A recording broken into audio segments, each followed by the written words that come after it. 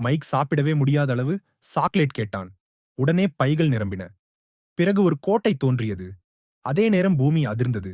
ஒரு பள்ளத்தாக்கு உருவானது. சிறுவர்கள் ஆச்சரியமாக வானவில் கல்லை பார்த்தார்கள். வானவில் கல் தவறி விழுந்தது.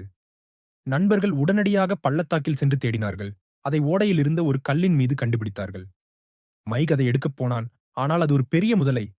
அந்த முதலை வானவில் கல்லை முழுங்கியது. மைக் தைரியமாக முதலையின் வாய்க்குள் சென்றான். கொஞ்ச நேரத்தில் முதலை அவனை துப்பியது. அவர்கள் கடைசியாக வானவில் கல்லை மீட்டெடுத்தார்கள். அப்போது ஒரு முதலை ஊர்ந்து வந்து திடீரென்று எழுந்து நின்றது. அந்த வானவில் கல்லின் சக்தியால் அதிகமான முதலைகள் அவர்களை நோக்கி வரத் தொடங்கின.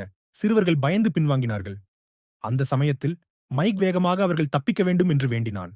சரியான நேரத்தில் ஒரு டிராகன் பறந்து வந்து அவர்களை காப்பாற்றி கோட்டைக்கு கொண்டு சென்றது. ஆனால் அந்த முதலைகள் அவர்களை விடவில்லை. அவை அந்த உயரமான கோபுரத்தில் மேல் நோக்கி ஏறிக் கொண்டிருந்தன.